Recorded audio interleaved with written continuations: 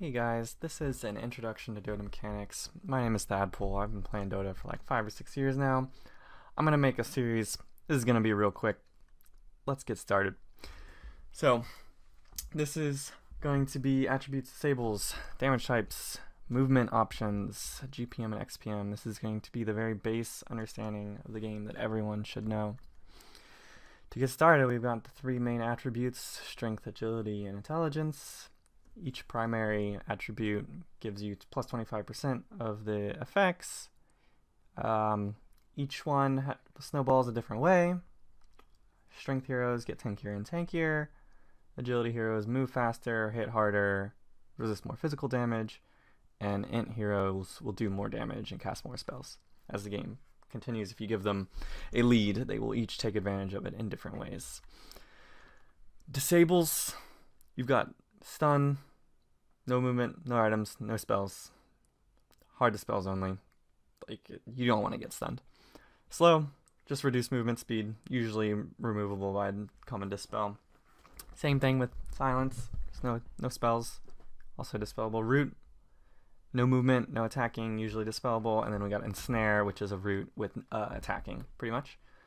Mute, no items. Break, no passives. Sleep, stunned until you take damage. Disarm, no attacking, usually undispellable. It's important. Fear is uncontrolled movement. Taunt, uncontrolled attacking. Invulnerable, you've got either a banish or a cyclone. Banished just means you can't even be targeted. You're like gone from the game. And a cyclone is just up in the air. And you can actually usually target the hero that cyclones. Like if you can use a nullifier on a hero up in the air, and you'll bring them down. Out of Yule Scepter or Tornado Cyclone. It's a little tricky to do. It's actually really hard to target Cyclone units, but it's something you can do. Force movement is some of the strongest shit in the game in terms of disables. Just the ability to pull your enemies away from their team. There's not too many instances of it, and they're usually like not super crazy, but Lasso and Punch Hook are some of the strongest force movements in the game. Hex is like your base MS is reduced to 140. No items or attacking, no spells. It's very strong. Ethereal, you're slowed if you cast it on an enemy. You take increased magic damage, usually 40%. No physical damage, and no attacking. You're disarmed. And then there's Doomed, which I just threw in there because it's a combination of like a silence and a mute. And that's just a combination disable. Yeah, using disables together, you can get like your own kind of combinations. So we go back and like combine like a disarm with a silence. You can't do damage because you can't attack or cast spells, so you're pretty much neutered. Other things work the same way. Same thing with like a slow. You can use a slow to set up into a stun, or vice versa. I think a lot of common misconception is that slows and silences and like all the other kinds of disables besides stuns aren't worth chaining.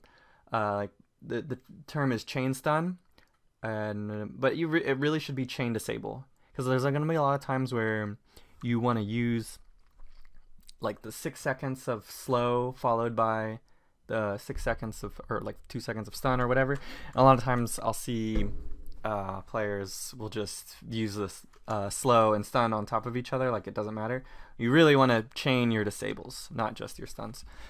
Moving on to damage types, we got physical, magical, pure, HP removal, and negative regeneration. Physical and magical are going to be the 2 main ones that you're going to be itemizing with every single game, pretty much. Usually the split is going to be like 50-50, or teams go all magical or all physical. Or sometimes there's just like a couple instances. It's really important to pay attention to the split of physical and magical, and more importantly, what heroes are actually going to be using their damage on you. Like, you don't want to be itemizing versus a hero that's never going to focus you. There's only a couple instances of HP removal, which is just like a flat removal. It's a Spirit Vessel is like a 30 damage tick. You can't change that. Or no, wait, it is magical. Never mind. I think the Negative regeneration is a spirit vessel with the like healing reduced. I don't even know how that. I'm pretty sure Heartstopper Aurora is. There's only a couple instances of these things. So yeah, you really want to maximize the amount of time in team fights you can spend by making sure you get focused by the right heroes and don't get focused by heroes you didn't itemize against.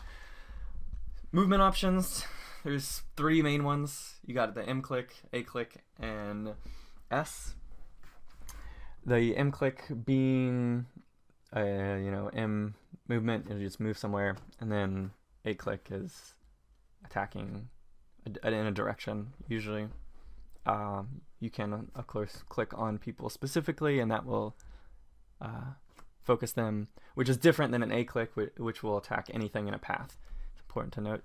And hold is a little bit different than stop, in that it won't cancel channels or animations, but it will stop movement. And then S is what 99% of the player base uses, I'm sure. And you really need to be incorporating using S to stop, or whatever your keybind is. It's very important that you are canceling animations in laning stage, and using S to make sure you don't miss position. And it's important to incorporate S, which into your play. GPM and XPM. This just kind of breaks down. Right here is the mid game, the laning stage. We got 1 to 5 minutes. It's GPM and XPM is going to be solely last hits. Like, there's going to be no other sources. Kills are worth almost nothing. First blood is worth like extra 150 gold, which is a nice start to a snowball. By 6 minute marks, there's going to be some heroes that have been free farming the whole game and have 20 last hits and 20 dies. They're going to have a big advantage, and it's going to be very valuable to kill them by this point. And towers are going to be a really big gold boost in this stage. If you can get the tier 1s in this 6 to 10 minute mark, you're setting yourself up for a serious snowball. And going into I'm going to call the 11 to 20 mark the mid game.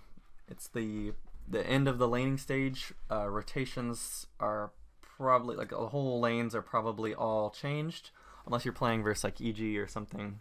They like to have very long laning stages.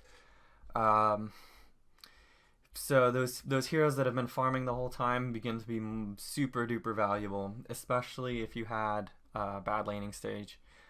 And it's going to be, some people, like a hero like Spectre is going to try and take this 11 to 20 mark and go and hide in the jungle. And same with Animage or like Sven. They want to go get out of the lane. They don't want their advantage if they've been free farming the laning stage to be threatened, so they're going to go back up into the jungle.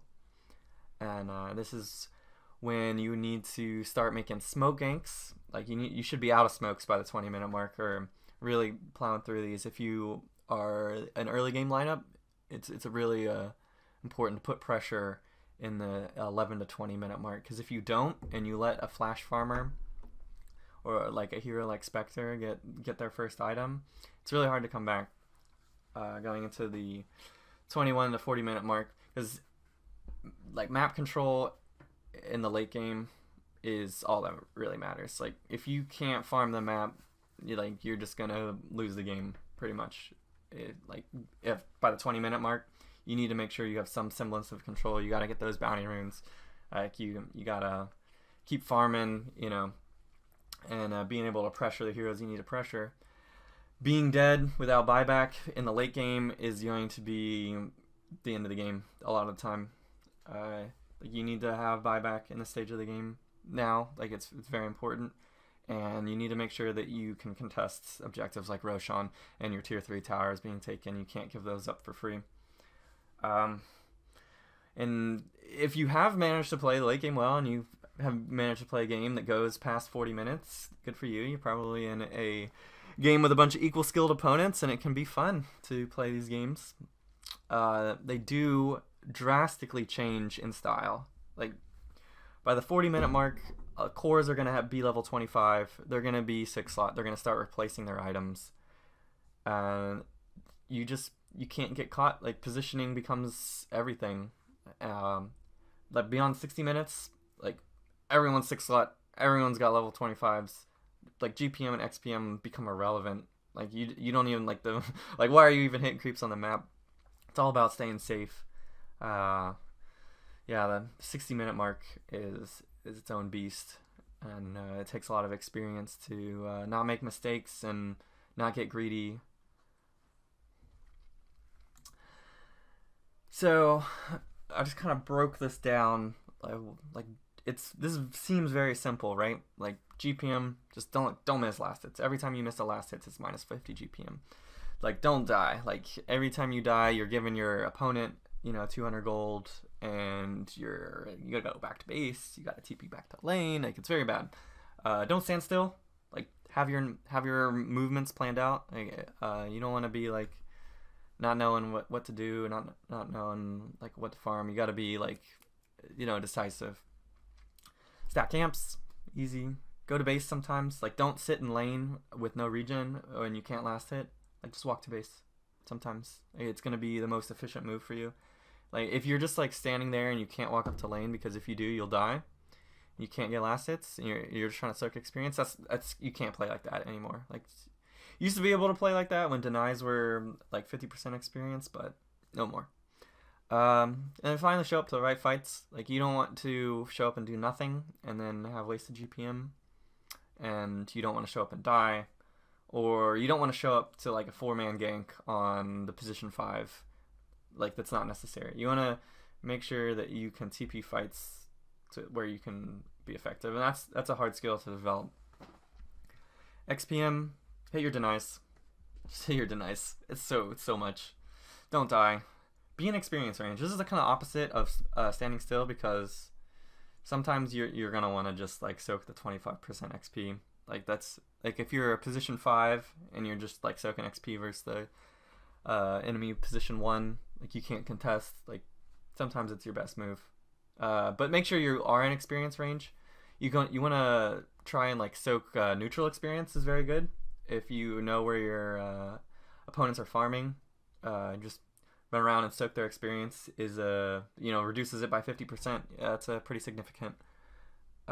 Stack camps and then soak the XP from stacked camps is very good way to catch back up to the game as a position 4 or 5. And then just go to base sometimes again. Like you gotta if you wanna get kills, you need mana and HP, and if you don't have mana and HP, you gotta go to base.